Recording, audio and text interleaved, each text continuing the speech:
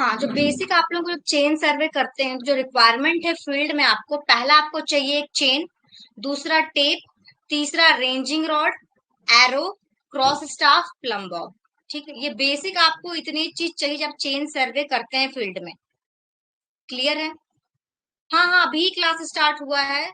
ये पहला ही स्लाइड है, ठीक है। जिनको आवाज नहीं आ रहा था उनको अब आवाज आ रहा होगा, ठीक है। अभी स्टार्ट हुआ है। चलिए, इसमें क्या लिखा हुआ है, जो बेसिक ऊपर में लिखा हुआ है कि चेन से सबसे सिंपलेस्ट मेथड सर्वे का। इसमें हम लोग सिर्फ लीनियर मेजर, मतलब कि सिर्फ आप लेंथ का मेजरमेंट लेते हैं। इसमें एंगल का आप कोई रोल नहीं है। आप जो भी है फील्ड में जाते हैं, सर्वे करके लेके आते हैं। बाकी पूरा काम जो कैलकुलेशन का है, जो भी निकालना है आपको, वो सब कैलकुलेट आप ऑफिस वर्क में करते हो। लेकिन ये कहाँ के लिए सुटेबल है? जब कुछ छोटा एरिया हो और उसमें कुछ ही डिटेल्स हो, तब उसके लिए सुटेबल है, बाकी के लिए उतना सुटेबल नहीं है। अगर आप केयरफुली करते हैं तो आपको एक क्वाइट एक्यूरेट रिजल्ट आपको देता है। क्लियर है यहाँ तक? चलिए, नेक्स्ट स्लाइड चलते हैं। अगर हम बात करें सुटेबिलिटी ऑफ चेन, कुछ ऐसा दिखता है आपका चेन, ये दिख रहा है आपको चेन, ऐसे ऐसे में लिंक्स होते हैं, ये दिख रहा है एक लिंक, ऐसे बहुत सारे लिंक्स होते हैं इसमें। ये आपका चेन है ऐसा कुछ। इसमें एक इधर हैंडल होता है, एक इधर हैंडल, देखो दो हैंडल, एक स्टार्टिंग में एक एंड में, इसके बाकी ये सारे आपके लिंक्स हैं। इस लिंक्स के सहारे क्या होता है, पूरा आपका चेन जुड़ा रहता है। मैम प्लम, अभी मैं शो कराऊंगी प्लम बॉब क्या होता है, वो आप सेंटरिंग करने के लिए यूज में लेते हैं। हाँ, से ये सुजीत साहुल बोल रहे हैं। हाँ, उसको हिंदी में मतलब ऐसे लैंग्वेज में, लोकल लैंग्वेज में ऐसे साहुल बोलते हैं। बहुत देखोगे आप, घर वार जब बनता है तो वो जो मिस्त्री होता है, सीधी लाइन है कि नहीं चेक करने के लिए वो यूज करता है ऐसे प्लम बॉब का। ठीक है, लट्टू जैसा होता है। वह- हाँ, ऐसे ही कुछ होता है। अभी आगे मैं दिखाऊंगी इसका उसका डायग्राम, ठीक है।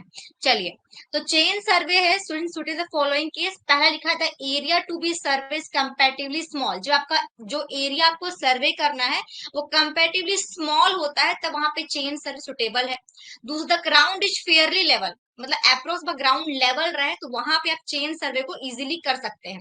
एरिया आपकी ओपन हो और details to be filled are simple and less, जो भी डिटेल्स को फिल करा सिंपल हो और बहुत कम हो, तब आप चेन सर्वे को बेसिक फील्ड में यूज कर सकते हैं या करते हैं। ठीक है,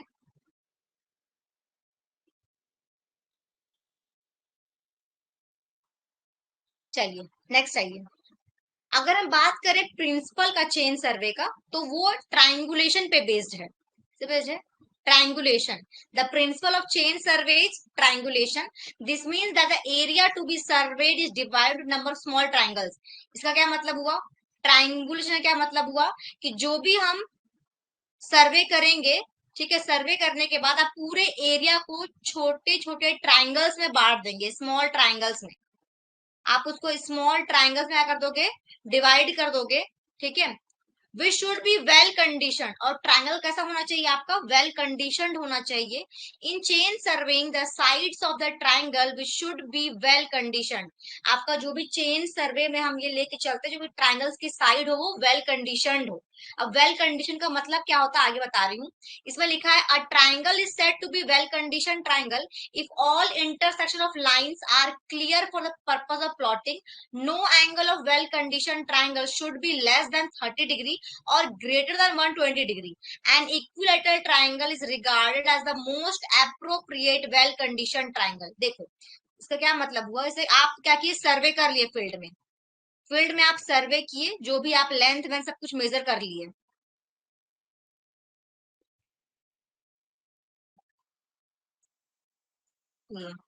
ठीक, हमने सारा इसका जो भी आपने मार्क वार्क करके सब लेंथ वेंथ आप निकाल ली, जैसे आपने एक लेंथ ये फाइंड आउट कर लिया, ये लेंथ कर लिए। इसमें से हमारा लेंथ का काम है, ठीक।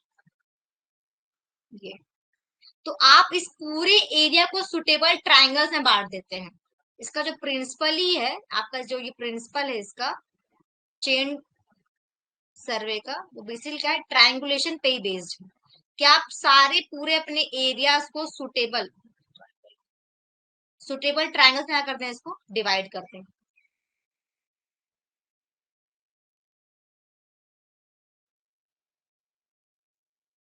ये ऐसा, ये कुछ ऐसा। ये सारा आपने अपने पूरे जितना भी आपने सर्वे किया सबका आपको लेंथ पता है, क्योंकि हमने चेन सर्वे किया मतलब आपने लेंथ कैलकुलेट कर लिया है। तो जो भी है पूरे अपने एरिया को आपने अगर सुटेबल ट्रायंगल्स में आप बांट दिए। तो इसमें वेल कंडीशन आपका ट्रायंगल कैसा होना चाहिए, वेल कंडीशन होना चाहिए। वेल कंडीशन का मतलब है कि जो भी आपका ये ट्रायंगल बना है, इसका कोई भी एंगल 30 डिग्री से कम नहीं होना चाहिए और 120 डिग्री ज्यादा नहीं होना चाहिए। ऐसे ट्रायंगल को आप वेल कंडीशन ट्रायंगल बोलते हैं। क्लियर है क्या? Well condition triangle is clear.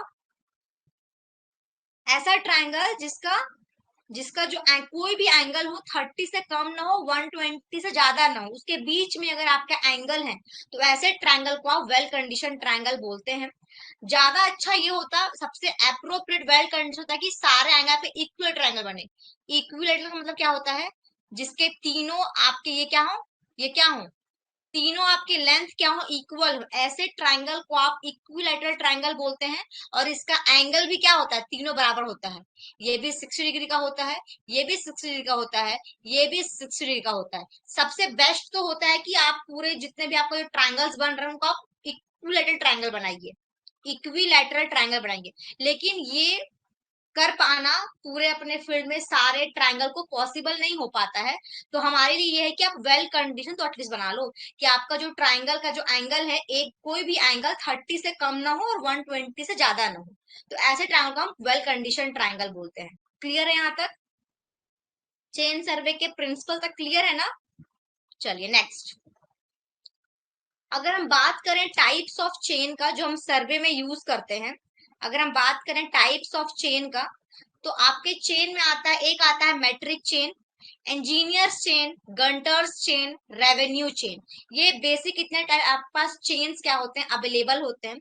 इनके बारे में और बताना चाहिए कि आपको जो इम्पोर्टेंट है कि आपका जो लेंथ ऑफ चेन कितना होना चाहिए और नंबर ऑफ लिंक्स कितने होते हैं, कौन से चेन है, बहुत बार एग्जाम में पूछ लेता है। ठीक है, जैसे कि पहला लिखा है रेवेन्यू चेन, तो इसका जो लेंथ होता है 33 फीट का होता है। इसमें 16 लिंक्स होते हैं। रेवेन्यू चेन जनरली कैडेस्टल सर्वे में यूज करते हैं। कहाँ यूज करते हैं? कैडेस्टल सर्वे। कैडेस्टल मतलब जो पटवारी होते हैं ना, जो पटवारी होते हैं ना, उन लोग जो चेन यूज करते हैं मेजरमेंट करने के लिए, उस चेन को हम रेवेन्यू चेन बोलते हैं। तो इसका जो लेंथ होता है 33 फीट का होता है और इसमें जो लिंक्स होते हैं वो कितने होते हैं, 16 होते हैं। क्लियर है? नेक्स्ट है गंटर्स चेन। इसे कोई था सर्वे से गंटर्स था, उसने इसको डेवलप किया था, तो उसके नाम पे ही पड़ा गंटर्स चेन, लेकिन इसको सर्वेयर चेन भी बोलते हैं। 66 फीट इसका लेंथ होता है, इसमें 100 लिंक्स होते हैं। क्लियर है? नेक्स्ट आइए इंजीनियर्स चेन। इसका जो लेंथ होता है 100 फीट होता है, लिंक्स इसमें 100 होते हैं। नेक्स्ट आपका है मैट्रिक चेन। 20 मीटर इसका लेंथ होता है या फिर 30 मीटर। 20 मीटर में 100 लिंक्स होते हैं, 30 मीटर में 150 लिंक्स होते हैं। क्लियर है? चलिए नेक्स्ट चलिए। अगर बात करें मैट्रिक चेन का, तो जो मैट्रिक चेन है आपका, उसको मोस्ट कॉमनली जो कि जनरली जो आपका इंडिया में यूज होता है वो आपका मैट्रिक चेन है, जिसका लेंथ किसी में 5 का होता है, 10, 20, 30 मीटर का। ठीक है, लेकिन जो मोस्ट कॉमन हम यूज करते हैं 20 मीटर चेन यूज करते हैं। सभी बाबू क्वेश्चन देखेंगे हम, तो उसमें आया कि ये एक चेन है आपका 20 मीटर का, उसको हमने सर्वे किया, मान लो इलोंगेट हो गया, छोटा हो गया, ऐसा कोई क्वेश्चन बनेगा आपका। तो जनरली आपको 20 मीटर 30 मीटर का क्वेश्चन में दिखेगा, और जनरली हम यूज भी करते हैं तो 20 मीटर वाला ही यूज करते हैं। क्लियर? चलिए नेक्स्ट देखिए, ये आपका क्या है, एक हैंडल है।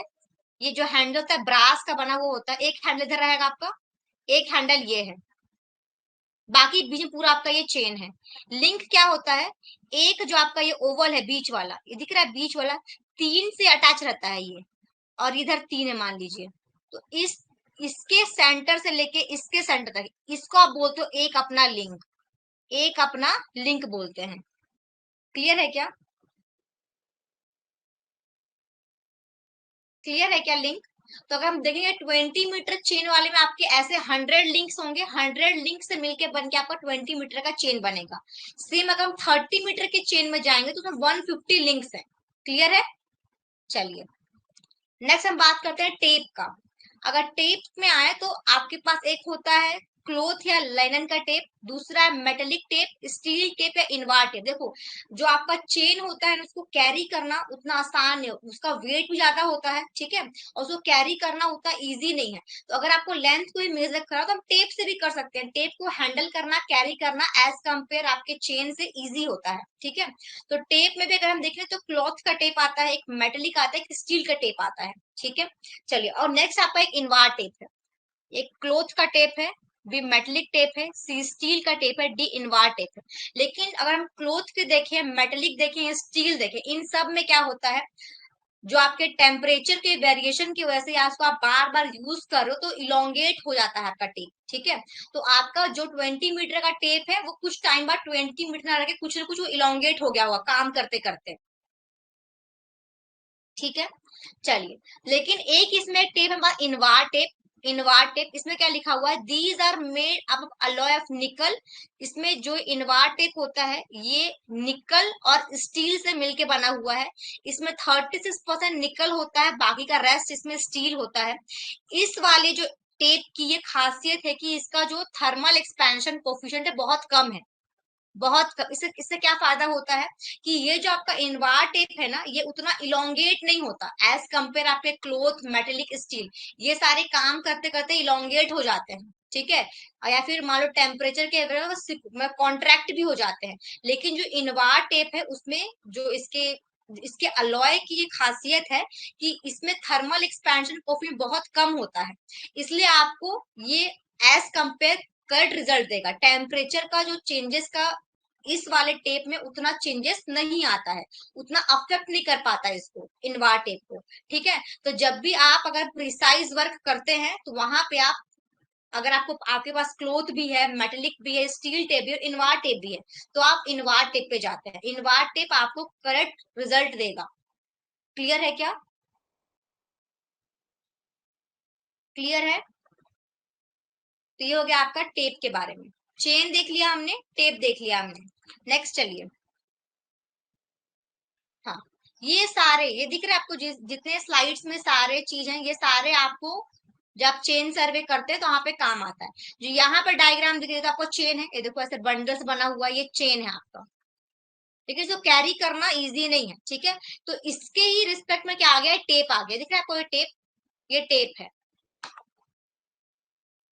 ये दिख रहा है आपको, ये एरो है, ये आपका एरो है, ये आपका रेंजिंग रॉड है, ये आपका रेंजिंग रॉड है, और ये आपके पेग्स हैं, ये आपके पेग्स हैं। ये देखो एरो कुछ ऐसा होता है, दिख रहा है, ऐसा गोल टाइप का होता है ये, और ये नीचे नीचे में ऐसा शार्प होता है कि जैसे मान लो कि हो सकता है कि आपको जो मेजरमेंट करना है, आपका चेन का तो एक बेसिक लेंथ है ना, फिक्स लेंथ है, 20 मीटर तो 30 मीटर, लेकिन आपको जरूरत है कि 20 मीटर हमारा काम हो जाए। आपको मान लो 100 मीटर मेजर करना है, यहाँ से यहाँ तक का लेंथ आपका मान लीजिए 100 मीटर है, ये आपका 100 मीटर है। आप लेकिन 20 मीटर तो यहीं पे खत्म हो गया, 20 मीटर चेन यहाँ पे खत्म हो गया। तो आपको अब आगे आपको और काम करना है, 100 मीटर आपको मेजरमेंट करते हुए जाना है, तो आप वापस चिप उठा के यहाँ लगाओगे, तो आप यहाँ क्या करते हो, एरो पुट कर देते हो यहाँ। आप चिप उठाए, आप यहाँ से यहाँ रख दिए, 20 मीटर हो गया। फिर आप यहाँ पे एक एरो लगा दिए, तो एरो से पता चलता है कि यहाँ पे एक चेन लेंथ खत्म हो गया है। क्लियर है यहाँ तक? कुछ ऐसा आपका एरो होता है, ये दिख रहा है एरो नीचे से शार्प, ताकि ग्राउंड में इजीली क्या हो जाए, ऐसे पुट हो जाए। ये आपके पेग्स है, स्टेशन वाले को मार्क करने के लिए हम पेग्स का यूज करते हैं।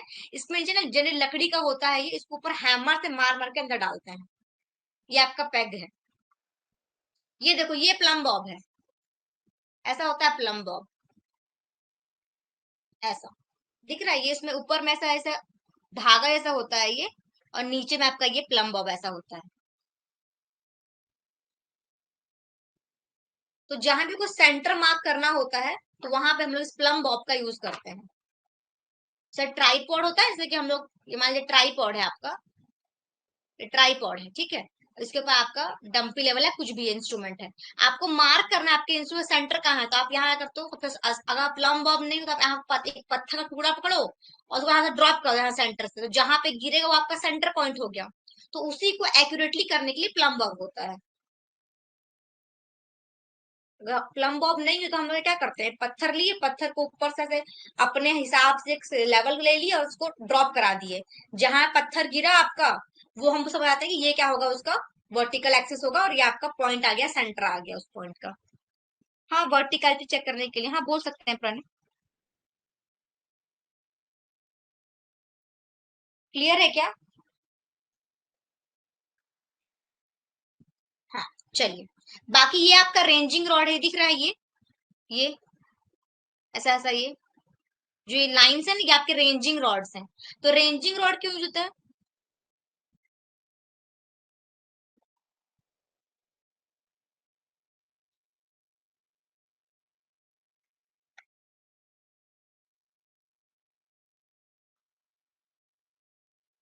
भूपेश, लेकिन अगर आप अब के उसमें देखो तो चेन कोई यूज नहीं करता है, लेकिन देखो जो जैसा होता है ना, अभी तो हम सब कोई एंड्रॉइड फोन यूज करते हैं ना, एंड्रॉइड फोन यूज करते हैं। लेकिन भाई एंड्रॉइड बनने से पहले वो कीपैड वाला, उसके पहले वो टेलीफोन वाला, वो सभी तो बना है।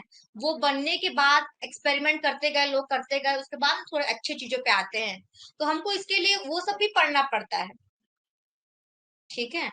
अब जैसे कि आप जो प्रिज्मेटिक कंपास था, सिर्फ कंपास हम लोग यूज नहीं करते। आप अगर मान लो आजकल तो एडवांस आ गया टोटल स्टेशन, तो वो सब में तो क्या है, वो सब में तो ये सब का जरूरत ही नहीं है ना, इसको लेबलिंग वेबलिंग सब पढ़ने का। लेकिन बेसिक जो है उसको तो पढ़ना पड़ेगा ना। ठीक है। तो आजकल आप देखो कहीं भी यूज की जगह आप चेन टेप का ही यूज देते हो।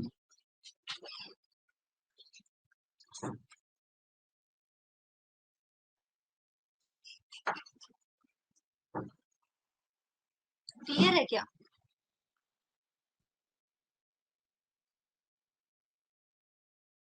हाँ, चलिए। देखो अब जो ये रेंजिंग रॉड्स होता है ना, ये जनरली आपके 2 मीटर या 3 मीटर का होता है, फिर भी उसमें भी हम लोग 2 मीटर वाला प्रीफर करते हैं, यूज करते हैं। अब ये क्यों यूज करते हैं रेंजिंग रॉड आपका? तो आपका लाइन स्ट्रेट बना है कि नहीं, क्योंकि भाई फील्ड जब काम करोगे आप, जब आप फील्ड में काम करोगे, मैं कहाँ बनाऊं फील्ड, पेज ले लेती हूँ। हाँ, ये डायग्राम है, ये देखिए। जो रेंजिंग रॉड्स होता है ना, जैसे एक जन कोई बोल रहा है कि फॉर चेकिंग स्ट्रेट लाइन। हाँ, तो मतलब स्ट्रेट लाइन में है आपका लाइन, जो आपने, आप सोच रहे हो कि अपने चेन को आप ड्रॉप कर रहे हो नीचे ग्राउंड पे, तो वो स्ट्रेट है कि नहीं, वो चेक करने के लिए हम लोग रेंजिंग रॉड्स का इस्तेमाल करते हैं। ठीक है। ऐसे मान लीजिए कि अब आपको ये मान लो आपको एक फील्ड दे दिया गया, आपको एक हम प्लान ऊपर से देख रहे हैं, ठीक है, फील्ड है, आपको आपको बोल दिया है कि आप यहाँ से यहाँ तक का मेजर करके लेके आइए। तो आप जब चेन लगा नीचे ग्राउंड में रखोगे, तो आप भाई आपको पता है कि स्ट्रेट कौन है। मान लो आप, कोई ऐसा रख रहा है टेप, कोई ऐसा रख रहा है चेन, कोई ऐसा रख रहा है, तो आपको ये स्ट्रेट जा रहा है कि नहीं, उसके अगर तो बीच बीच में आप मतलब एक रेंज यहाँ लगा लिया मान लो, एक आपने यहाँ लगा लिया, एक आप यहाँ लगा लिए, एक आप यहाँ लगा लिए, पुट कर दिए। फिर आप जब दिख रहा है कि आपको सारे आपके रेंजिंग रॉड एक लाइन में आपको दिख रहे हैं, इसका मतलब समझ में आया कि हाँ मेरा ये स्ट्रेट लाइन है, ये मेरा स्ट्रेट लाइन है, जैसे कि यहाँ पर जो कर रहा है। तो एक सर्वेयर यहाँ, एक सर्वेयर यहाँ, एक यहाँ, तो ये देखो एक लाइन में दिख रहा है। मतलब ये जो भी लाइन, अब जिसमें से अब चेन को हम रख के मेजरमेंट लेंगे, यहाँ पे चेन रखेंगे, तो जो भी हमारा डिस्टेंस आएगा वो एक्यूरेट आएगा। तो स्ट्रेट लाइन को चेक करने के लिए हम लोग क्या करते हैं,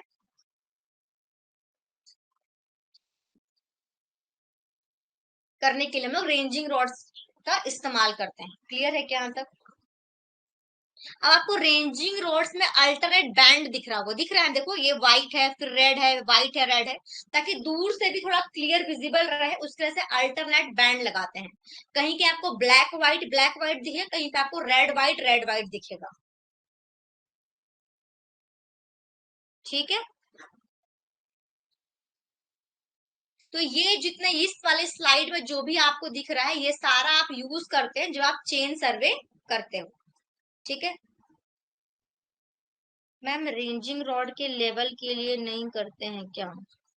देखो बेसिक जो प्लम बॉब का काम ना नीरज, ऐसे ये रेंजिंग रॉड का लेवल लेने के लिए हम लोग प्लम बॉब का यूज नहीं करते हैं।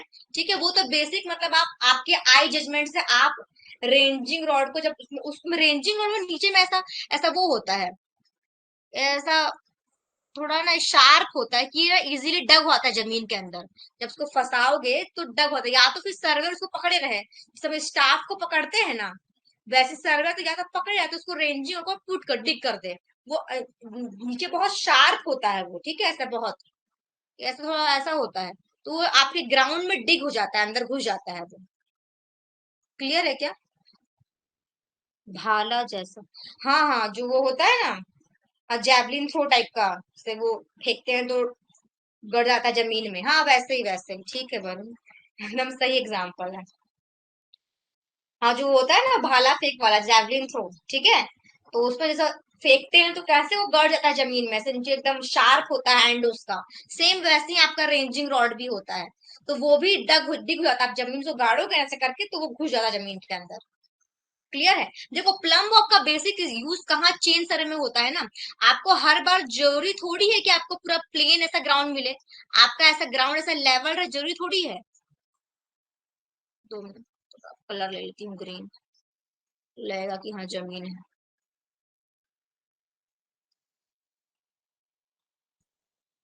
देखो, हर बार ऐसा आपका प्लेन जमीन का जरूरी नहीं है ना, हो सकता है आपका जमीन कुछ ऐसा हो। अब यहाँ पे आपको चेन सर्वे से आपको लेंथ मेजर करना है इस पॉइंट से। देखो, ए पॉइंट है, ये बी पॉइंट है, तो चेन सर्वे यहाँ पे कर दिया आपने, चेन को यहाँ पे रखा, ए से बी तक आपने चेन को रख दिया। जो भी लेंथ आया, जितने बार भी चेन का आया, मान लो 2 बार आपको चेन रखने पे आ गया, यहाँ से तक 20 मीटर हो गया, यहाँ से 20, तो आप बोल दे कि हाँ, ए से बी मेरा 40 मीटर है, तो अप्रोक्स सही है आपका, ठीक है। लेकिन मान लीजिए आपका ए पॉइंट ए है और ये बी पॉइंट है, आपको अब यहाँ पे रखना है अपना चेन और मेजरमेंट लेना है, तो आप चेन तो यहीं पे रखोगे ना। चेन आप यहाँ रखे, मान लो एक चेन आप यहाँ से यहाँ रखे, खत्म हो 20 मीटर, फिर आप यहाँ से यहाँ रखे, खत्म हो 20 मीटर, फिर यहाँ से यहाँ रखे, खत्म हो 20 मीटर, फिर इतना और आपने रखे, मेजरमेंट ले लिया, जो भी आया आपने लेंथ ले लिया, आपने लेंथ बोल दिया। लेकिन ए से बी का जो एक्चुअल लेंथ है, ए से बी का जो आपका एक्चुअल लेंथ वो क्या है, ये है ना, ये आपका ए से बी का एक्चुअल लेंथ है, स्ट्रेट, हम तो स्ट्रेट लाइन का बात कर रहे हैं। पर ये तो स्लोपी ग्राउंड होने से आपको आपका लेंथ ज्यादा आ रहा होगा, जाहिर सी बात है। इसके कंपैरिजन में अगर मैं इसको एल बोल रही हूँ, तो ये जो आपने रेड रेड समा ये एल डैश आ रहा होगा, कुछ ज्यादा ही लेंथ है ये, है ना। तो ये क्यों हुआ, क्योंकि आपका ग्राउंड कैसा है, स्लोपी है। तो आपको ये तो स्ट्रेट लाइन चाहिए था ए से बी का, लेकिन आपने आपका ग्राउंड स्लोपी है, उससे आपका लेंथ ज्यादा आ रहा है। तो ऐसे कंडीशन हम लोग क्या करते हैं, ऐसे कंडीशन क्या करते हैं, जब हम मेजरमेंट लेते हैं चेन से, जब फील्ड में करते हैं, तो एक मान लो कि एक जो सर्वेयर होगा चेन को यहाँ पकड़ा है, ठीक, एक सर्वेयर यहाँ अप्रोक्स में यहाँ पकड़ा है चेन को, यहाँ से आप पकड़ लिए, जितना आया मेजरमेंट ले लिए मेजरमेंट, चलो ले लिए, जितना भी आ रहा होगा। आप क्या करेंगे, यहाँ पे यूज करेंगे प्लम बॉब का, यहाँ पे आप प्लम बॉब को ऐसे लटकाओगे, और जहां पे प्लम बॉब का आएगा वो आपको पॉइंट मिल गया, नेक्स्ट पॉइंट, ठीक। अब क्या करेगा, जो ये वाला सर्वेयर है वो आगे आ जाएगा यहाँ पे, और ये सारा आगे चल जाएगा, पीछे इधर आगे आ जाएगा। अब फिर यहाँ पे सर इसको पकड़ लेगा चेन को, फिर मेजरमेंट लेगा यहाँ से यहाँ तक का। दूसरा कलर लेती हूँ, ये कलर, चलो यहाँ से यहाँ, अब फिर चेन को पकड़ लिए, फिर यहाँ से यहाँ पे जो पकड़ा है सर्वेयर चेन को, वो प्लम बॉब को फिर ड्रॉप कराएगा, वो प्लम बॉब को ड्रॉप कराया, मान लो प्लम यहाँ पे आया। अब फिर ऐसे करके हम जब स्लोपी ग्राउंड का मेजरमेंट लेते हैं ना, तो वहां पे हम लोग इस प्लम बॉब का यूज लेते हैं। प्लम आपके रेंजिंग रॉड की हाइट ना 2 मीटर या 3 मीटर की होती है, ठीक है, तो जनरली हम लोग लेकिन 2 मीटर वाला यूज करते हैं, ठीक है। आया समझ कि प्लम बॉब का यूज कहाँ करेंगे चेन सर्वे में। ये जो डायग्राम बने, ये समझ में आया क्या, ये थोड़ा, किसी को डाउट है इसमें? जब भी ऐसा स्लोपी ग्राउंड होता है ना, तो वहां पे कि आप जो यहाँ पे बिछाओगे अपने चेन को, तो आपको वो स्लोपी ग्राउंड का लेंथ आएगा, आपको वो नहीं चाहिए, आपको तो स्ट्रेट लेंथ चाहिए ना। तो आप एक सर्वे, जो सर्वेयर है यहाँ रहेगा, एक सर्वेयर यहाँ रहेगा, चेन को यहाँ से हम लोग हाथ पर खींचेंगे अपना स्ट्रेट करके, जहां तक का आ गया पॉइंट, वहां प्लम को ड्रॉप कराएंगे, फिर यहाँ से यहाँ तक का मेजरमेंट, फिर तो यहाँ पे प्लम को ड्रॉप करा के वो पॉइंट, सेंटर पॉइंट, या जो आपका स्ट्रेट वर्टिकल पॉइंट को जो ड्रॉप कराते हैं, काम लेते हैं प्लम बॉब से चेन सर्वे में, ठीक है।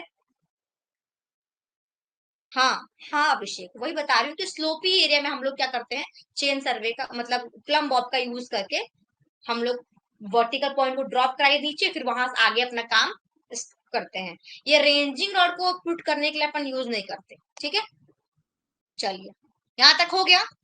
ये सारे थोड़ा थोड़ा दिमाग में आप लोगों के आ गया ना कि कौन चीज कैसा होता होगा। जिन लोग देखे होंगे जब फील्ड में जब सर्वे किए होंगे तो उनको पता होगा, लेकिन जिन लोग को नहीं पता है उन लोग को थोड़ा समझ में आया ना कि क्या क्या चीज होता होगा, एरो क्या होता होगा, क्या काम करते होंगे, चेन कैसे करते होंगे, टेप से क्या करते होंगे, रेंजिंग रॉड से क्या करते होंगे।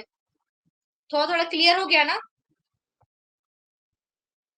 चलिए, बाकी थोड़ा थोड़ा यहाँ पे लिखा हुआ है कि पेग्स के बारे में देखो क्या लिखा हुआ, थोड़ा मैं एक्सप्लेन कर देती हूँ, क्योंकि आप लोगों के वैसे एग्जाम में सब उतना इम्पोर्टेंट नहीं है, पर फिर भी सिलेबस में है तो क्यों नहीं, सब पढ़ लो। ज्यादा टाइम नहीं लूंगी यहाँ पे मैं, देखिए बस क्या लिखा है। In chain survey these are used to mark definite points on the ground either temporarily or semi permanently. The exact point from or to which the measurement are to taken or over which an instrument is to be set are often marked the peg using nails.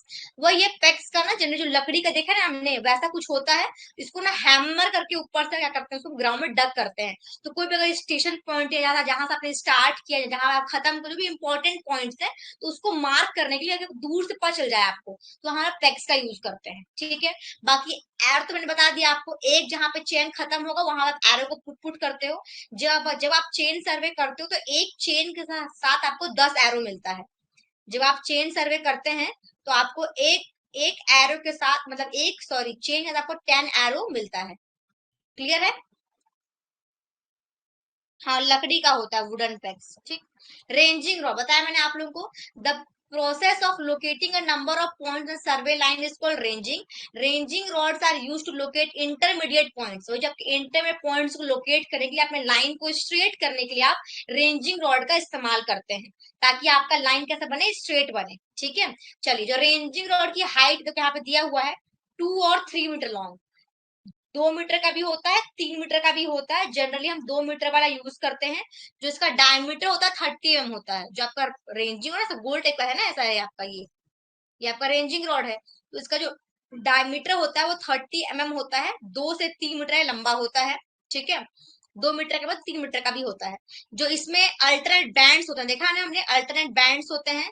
या तो red white होगा, या तो आपका black white होगा। Clear है। Clear है यहाँ तक। Ranging rod. चलिए, अब देखो इसमें क्या लिखा हुआ है, रेंजिंग आउट सर्वे लाइन। अब जब आप रेंजिंग करते हैं, रेंजिंग जब करना है आपको, तो इसके भी दो तरीके हैं करने के। एक आपका है डायरेक्ट रेंजिंग, एक है आपका इनडायरेक्ट रेंजिंग। रेंजिंग क्या है समझ में आ गया। रेंजिंग रॉड से कैसे लेते हैं आपको मैं डायग्राम से एक्सप्लेन कर दी, ठीक है। अब इसको करने का भी दो तरीका है। एक है आपका डायरेक्ट रेंजिंग और दूसरा आपका है इनडायरेक्ट रेंजिंग। इनडायरेक्ट को आप रेसिप्रोकल रेंजिंग भी बोलते हैं, ठीक है। डायरेक्ट रेंजिंग में क्या होता है ना, direct ranging is a ranging conducted when the intermediate points are intervisible. Direct ranging can be perform by eye और with the help of an eye instrument. जो डायरेक्ट रेंजिंग है ना, जब मान लो आपको यह फील्ड में काम कर रहे हैं, यहाँ पे एक रेंजिंग रॉड है और यहाँ एक रेंज और यहाँ आपने पुट किया, आपको तीनों रेंजिंग रॉड जहाँ पे जो सर्वेयर है, इसको यहाँ से दिख रहा है, क्लियरली विजिबल है। तो जो रेंजिंग रेंजिंग रॉड वो पुट करा रहा है, ठीक है। तो ऐसे रेंजिंग को आप बोलेंगे डायरेक्ट रेंजिंग, जो आपके क्लियरली आई से, आप अपने आई जजमेंट से आप बता रहे हो कि हाँ इधर जा करके आपने स्ट्रेट लाइन बना लिया, तो वो आपका हो गया डायरेक्ट रेंजिंग। पर मान लो कि जरूरी नहीं कि फील्ड में आपको एक ही पॉइंट में आप खड़े हो, आपको सारा जितने में आपको रॉड सबको विजिबल हो सकता है कुछ पॉइंट आपका ऐसा आ गया हो, ऐसा हो। आप एक रेंज तो यहाँ पे लगा हुआ है ये, ठीक है, एक यहाँ आ गया। अब यहाँ से आपको ये तो दिख रहा है, लेकिन ये रेंज नहीं दिख रहा है भाई। तो ऐसे जब स्लोपी ग्राउंड है या कुछ अप डाउन कुछ आ गया है, तो वहां पे आप ऐसे डायरेक्ट रेंजिंग नहीं कर सकते। तो वहां पे हम लोग इन डायरेक्ट रेंजिंग या फिर रेसिप्रोकल जो लेवलिंग है, सॉरी रेसिप्रोकल रेंजिंग है, उसको हम लोग यूज में लेके आते हैं। वही लिखा हुआ है यहाँ पे भी देखो, indirect ranging is employed when the 2 points are not intervisible or the 2 points are at a long distance। तो बहुत लंबे डिस्टेंस में क्या आपको रेंजिंग रॉड नहीं दिख रहा, या तो क्या है कि कुछ भी अप डाउन आने की वजह से आपको रेंजिंग रॉड प्रॉपरली इंटरविजिबल नहीं है, तो वहां पे हम इनडायरेक्ट रेंजिंग को प्रिफर करते हैं। क्लियर है क्या। क्लियर है। चलिए, हाँ कुछ ऐसा है, ये आपने बुक्स वगैरह में देखा होगा सेम डायग्राम। यहाँ पे देखो ऐसा है ये मान लो कुछ ऐसा आपका ग्राउंड है ये। हाँ बता रही हूँ मैं।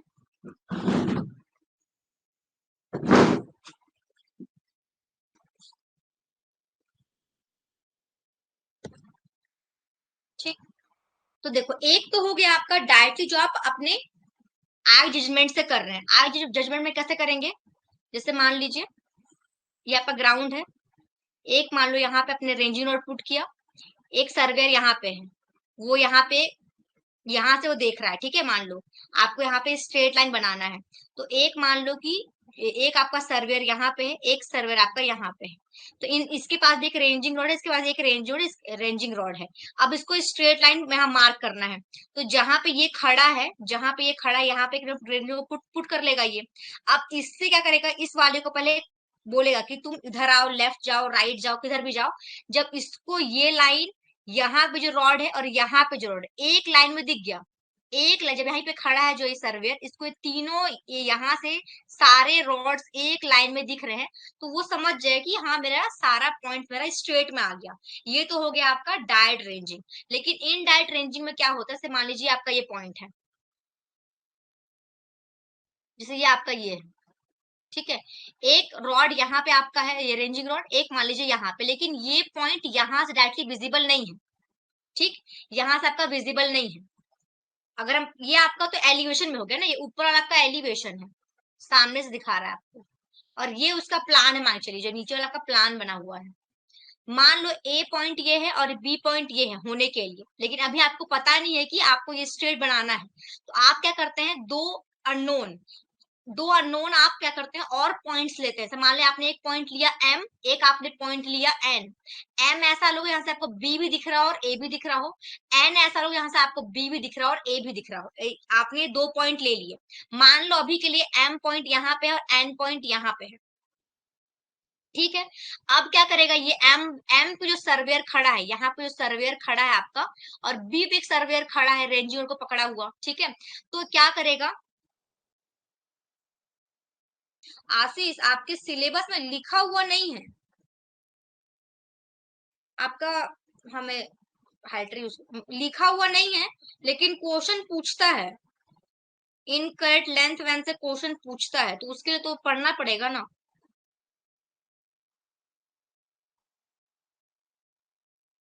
इसी के लिए पढ़ा दे रही हूँ, ये तो मैं तो पहले ही लेवलिंग से स्टार्ट कर दी थी कि नहीं पढ़ाना है बोल के। हाँ मैं दो पॉइंटर मैं यूज कर रही हूँ। चलो यहाँ पे देखिए, एम पे आपने ये मान लो ये आपका ए पॉइंट है, बी पॉइंट है, ये एक दूसरे से विजिबल नहीं है, आपने दो पॉइंट लिया, एक एम लिया, एक आपने एन लिया। यहाँ तक क्लियर है, एम लिया एन लिया, एम से आपको बी दिख रहा होगा, एम से आपको ए दिख रहा होगा, सेम आपको एन से ए पॉइंट दिख रहा होगा और एन से आपको बी पॉइंट दिख रहा होगा। हाँ हाँ क्वेश्चन सॉल्व कराऊंगी आशीष, लेकिन क्वेश्चन सॉल्व कराने के बाद थोड़ा बेसिक भी तो बताना पड़ेगा ना, मेन तो क्वेश्चन ही है, कराऊंगी सॉल्व, होगा क्वेश्चन भी होगा, ठीक है। चलिए कोई बात नहीं, आज का मैं क्लास वैसे ही बोले थोड़ा सा आप लोगों को बोरिंग हो सकता है कि थ्योरी थ्योरी है बोल के, लेकिन पढ़ना पड़ेगा ना, ये सब भी तो सिलेबस में है। चलिए एम से क्या होगा, एम पे जो आपका रेंजिंग में पकड़ा हुआ जो भी आपका सर्वेयर है, वो इस बी वाले पॉइंट को देखेगा, लेकिन ये उसको यहाँ पे से स्ट्रेट नहीं दिख रहा होगा, ये जो एन वाला पॉइंट है ये स्ट्रेट नहीं दिख रहा होगा, तो इसको बोलेगा मूव होने के लिए। ये मूव होते होते होते यहाँ तक आ गया, ये वाला एन वाला है, मूव होते होते यहाँ तक आ गया, जब वो जो भी एम पे खड़ा है, ये बी पॉइंट वाला है, इस वाले पॉइंट को यहाँ तक ले आया, ठीक है।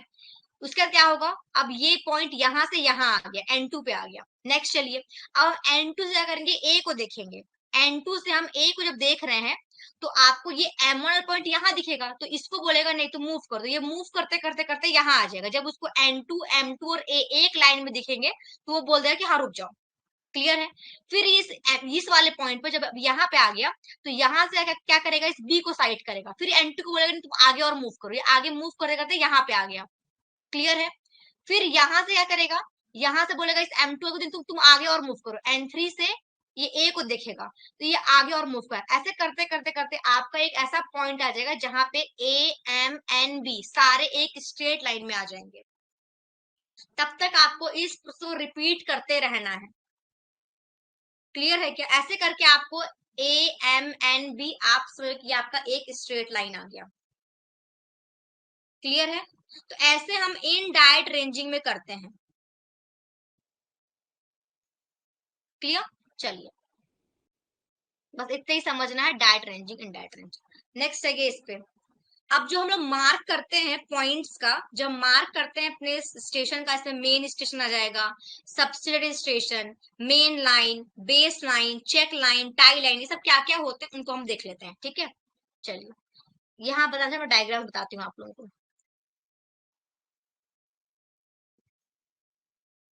मान लीजिए आपने सर्वे किया, ये आपका फील्ड है, आपने सर्वे किया, आपने सारे लाइंस वाइन सब बना लिए। इसमें जो मेन मेन जो पॉइंट्स मार्क करते हैं, मैंने एक पॉइंट लिया ये, एक पॉइंट लिया आपने ये सी डी ई, ये आपने मार्क किया, ये सारे कहलाते हैं आपके मेन स्टेशन। क्या कहलाते हैं? Main station. ये जगह आपका मेन स्टेशन, मेन स्टेशन। इन मेन स्टेशन को जो ज्वाइन कर रहा है लाइन, ये डी एक मेन स्टेशन है, ई मान लीजिए आपका एक मेन स्टेशन है, तो ये जो मेन स्टेशन से आपने जो लाइन ज्वाइन किया इसको आप बोलते हो मेन लाइन। क्या बोलते हो आप इसको? Main line. क्लियर है? चलिए, अब इन मेन स्टेशन को छोड़ के अगर आप कोई दूसरा स्टेशन यहाँ पे चूज करते हैं, मान लीजिए एक आपने स्टेशन यहाँ ले लिया, एक आपने स्टेशन यहाँ ले लिया, तो ऐसे स्टेशन को आप बोलते हैं सब्सिडियरी स्टेशन। सब्सिडियरी या फिर टाई स्टेशन बोलते हैं, टाई स्टेशन। क्लियर है क्या? मेन पॉइंट्स के अलावा अगर आप कोई दूसरा रैंडम स्टेशन पॉइंट्स ले रहे हैं तो उनको आप सब्सिडियरी या फिर टाई स्टेशन बोलते हैं। ये दो मेन लाइन को देखो, यहां से यहां आप, ये भी आपका मेन स्टेशन है, ये भी आपका मेन स्टेशन है, इसको आपने ज्वाइन किया, इसको आपने बोला मेन लाइन। ठीक है, लेकिन इन्हीं मेन लाइन में से एक लाइन ऐसा होगा जिसको आप बेस लाइन बोलेंगे, जो आपके पूरे इस फील्ड को दो बराबर हिस्सों में बांटेगा, लगभग लगभग दो बराबर हिस्सों में बांटेगा, और सबसे लॉन्गेस्ट होगा, सबसे लॉन्गेस्ट होगा। इसको आप बोलोगे अपना बेस लाइन, बेस लाइन। और बेस लाइन को हम लोग को बहुत एक्यूरेटली मेजर करना पड़ता है, बहुत एक्यूरेटली मेजर करना होता है। इसके लिए हम लोग कौन से टेप का यूज करते हैं? बताओ, कौन से टेप का आप यूज करोगे बेस लाइन को मेजर करने के लिए? आपको एक्यूरेटली मेजर करना है, किससे मेजर करोगे?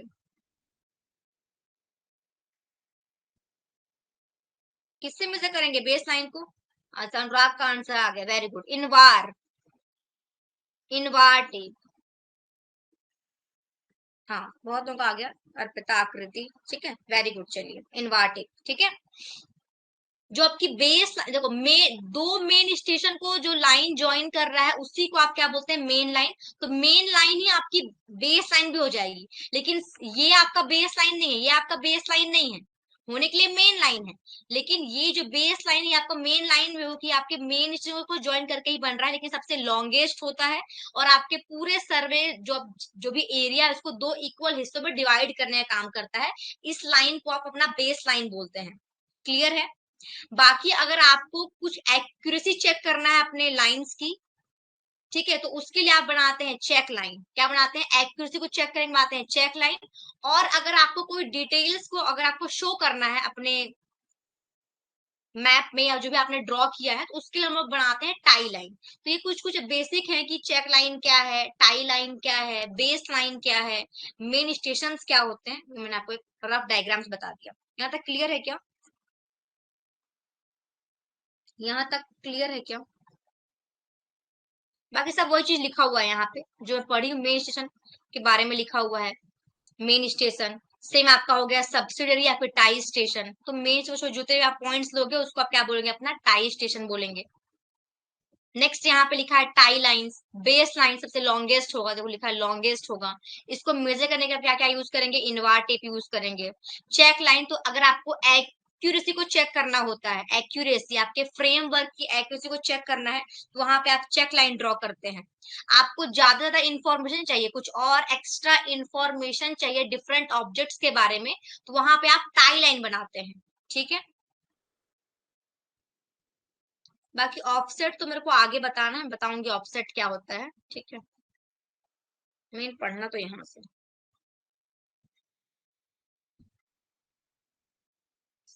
कल आप लोगों को आ जाएगा न्यूमेरिकल। ये फॉर्मूला देख लेते हैं, फिर कल अपन न्यूमेरिकल देखेंगे।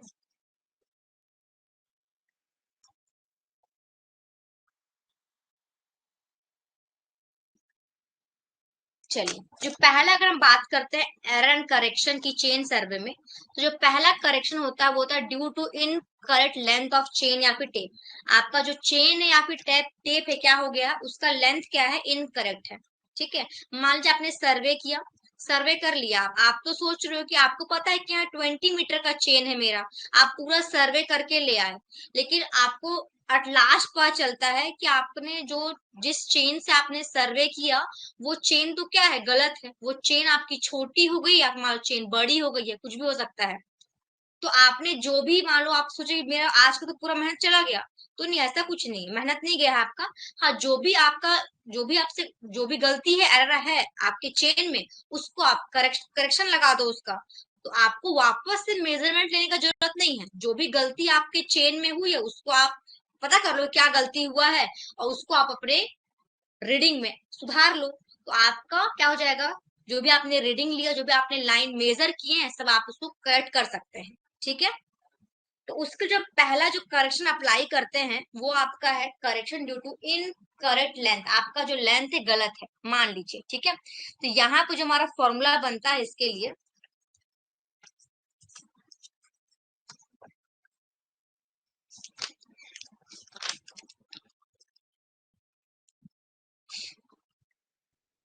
कुछ फॉर्मूला ऐसा एल इंटू एल, और यहाँ पे आता है आपका L dash into L dash. आपको मेन एल निकालना होता है, तो ये होता है L dash by L into आपका एल डैश। यहाँ पे देखिए मेन ऐसे याद करने करता है, true true equal to wrong wrong, wrong और आपका ये भी रॉन्ग। यहाँ पे देख लेते हैं, ये जो कैपिटल एल है आपका, वो क्या है, आपका डेजिग्नेटेड या फिर ट्रू लेंथ है आपके टेप का या फिर चेन का, टेप का या फिर चेन का आपका जो ट्रू लेंथ है, डेजिग्नेटेड जो होगा एक्चुअल में, या तो 20 मीटर या 30 मीटर, वो आपका कैपिटल एल है। जो ये स्मॉल एल है वो ट्रू लेंथ ऑफ लाइन है, ये आपका सही वाला लेंथ है, आपके जो भी आपने मेजर्ड किया है लाइन, वो आपका स्मॉल एल है। जो आपका कैपिटल एल डैश है, ये क्या है, आपका रॉन्ग लेंथ ऑफ टेप। आपका जो भी टेप का जो भी रॉन्ग लेंथ, मतलब कि या तो छोटा हो गया या तो बड़ा हो गया होगा, तो वो रॉन्ग लेंथ आपका कैपिटल एल डैश है। और जो आपका स्मॉल एल डैश है ना, ये क्या है, आपका रॉन्ग लेंथ है, जो आपने मेजर्ड किया है लाइन, ठीक है, उसका गलत वाला लेंथ है। मतलब आपको जनरली निकालने क्या बोलता है, ट्रू लेंथ निकालने बोल, ट्रू लेंथ जो आपने मेजर किया है फील्ड में, आप उसको निकालो बोलता है। जनरली जो क्वेश्चन बनता है उसमें क्या दे देता है आपको, बोल देगा 20 मीटर का चेन है, क्या बोल 20 मीटर का चेन है बोल देगा आपको। मान लो बोल देगा कि ये आपका क्या हो गया, 10 सेंटीमीटर क्या हो गया, शॉर्ट हो गया आपका चेन। 10 सेंट जो भी आपने मेजर किया वो गलत है, आपका जो चेन है वो 10 सेंटीमीटर छोटा है। ठीक। आपने मान लीजिए जो लाइन मेजर किया, जो लाइन आपने फील्ड में मेजर किया वो आ रहा है 3010 मीटर। 3010 मीटर बोले, आपकी ट्रू लेंथ निकाली आपने, ट्रू लेंथ फाइंड आउट करो, true length of line measured. जो आपका सही लाइन है मेजर्ड लाइन का ट्रू लेंथ क्या होगा। तो यहाँ पे जो 20 मीटर है, ये जो भी आपका डेजिग्नेटेड लेंथ होता है उसको आप एल बोलेंगे, एल पर 20 मीटर हो जाएगा। यहाँ पे आपका चेन छोटा हुआ है ना 10 सेंटीमीटर, तो आपको क्या निकालना पड़ेगा, यहाँ पे जो भी आपका रॉन्ग हुआ है, रॉन्ग लेंथ कैसे निकलेगा, ये 20 है, 10 सेंटीमीटर छोटा हो गया आपका चेन, तो क्या कर देंगे आप, माइनस कर देंगे 10 सेंटीमीटर को, 10 एंड माइनस से जो भी आपका आंसर जाएगा आपका एल डैश का आ जाएगा। क्लियर है यहाँ तक। नेक्स्ट आपका जो दिया है ये 3010 मीटर, ये आपने फील्ड में मेजर किया है, या आपने फील्ड में मेजर किया है, लेकिन ये क्या है, गलत है। तो ये आपका हो जाएगा एल डैश, ये हो जाएगा 3010 मीटर, और आपको ट्रू लेंथ यानी कि एल निकालना है, तो निकाल सकते हैं ना। कितना आ जाएगा इसका आंसर, अगर मान लीजिए यही क्वेश्चन होता कितना आता है इसका आंसर। ये फॉर्मूला क्लियर हुआ ना, यही फॉर्मूला है भाई ट्रू लेंथ निकालने के लिए, ट्रू लेंथ निकालने के लिए फॉर्मूला है।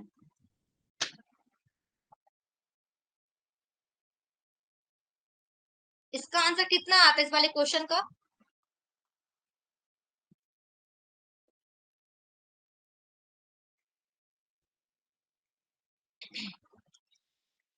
1505।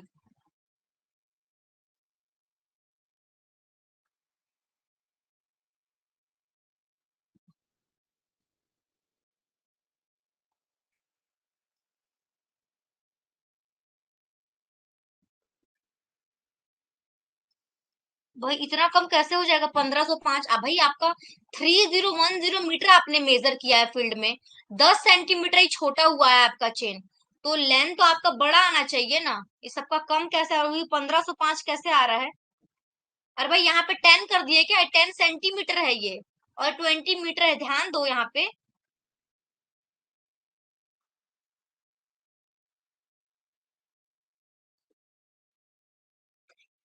2994।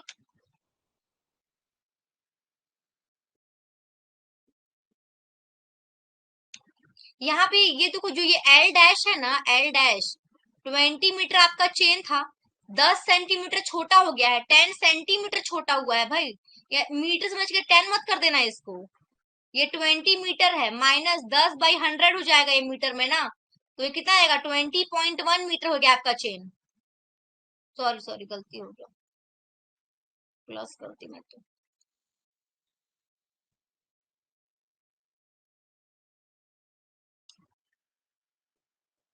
माइनस करना है, प्लस हो गया, 2 मिनट।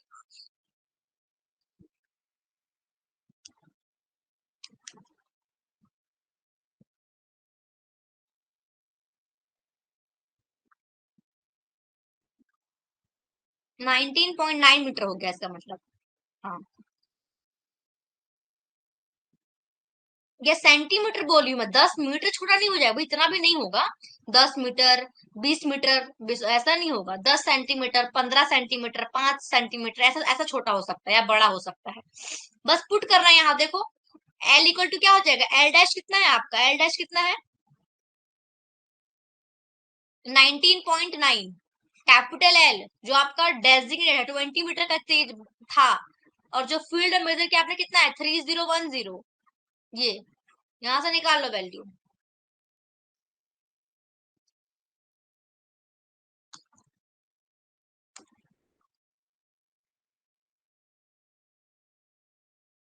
हम्म,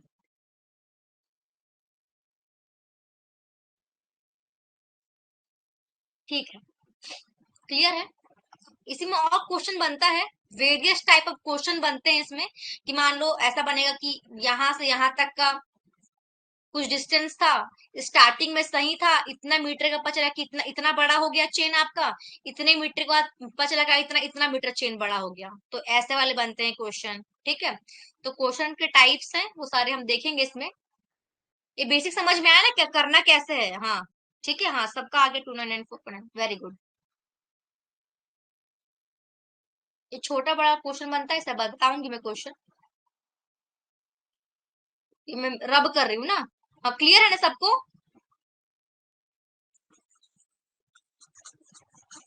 करेंगे क्वेश्चन ऐसे।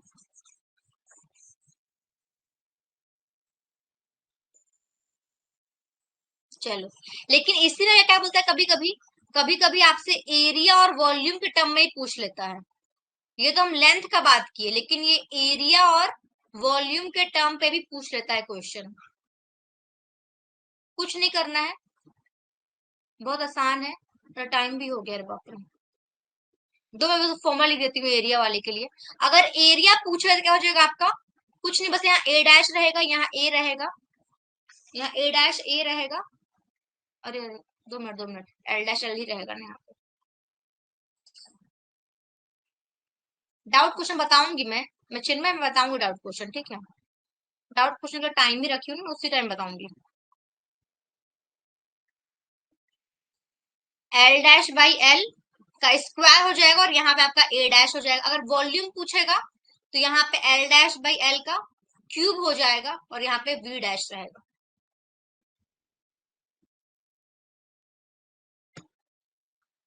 आंसर पॉइंट में लिखना है राउंड फिगर करके। नहीं, अगर वो बोलता है ना, अगर देखो, अगर आपको ऑप्शन दे तो आप ऑप्शन में टिक कर दोगे, ठीक है वीरेंद्र। लेकिन अगर बोलेगा ना कि .2 तक या .3, तो आप वैसे ही आंसर करना अपने गेट में, ठीक है, जब आंसर लिखोगे आप। ये लेंथ के लिए हो गया, ये एरिया के लिए और ये वॉल्यूम के लिए, ठीक है। तो ये हमने एक करेक्शन देखा, ऐसा कि अभी 5-6 और करेक्शन वो सारे हमको देखने हैं, ठीक है। आज के लिए इतने ही रखते हैं, कल न्यूमेरिकल्स कर लेंगे, ठीक है। चलिए, thank you so much. Time हो गया, ठीक है। Okay okay okay okay. अच्छा वैभव आपका था क्या वो? हाँ, मैं उसको चेक करती हूँ, वैसे मैं बुक से ही बताई हूँ तो गलत तो नहीं होना चाहिए। मैं देख लेती हूँ, ठीक है वैभव, मैं बता दूंगी उसको, याद है मेरे को। हाँ हाँ, क्वेश्चन देखेंगे इससे रिलेटेड। ठीक है, चलिए। मैं देख लेती हूँ वैभव, मैं उसको चेक करूंगी, ठीक है। चलिए, थैंक यू।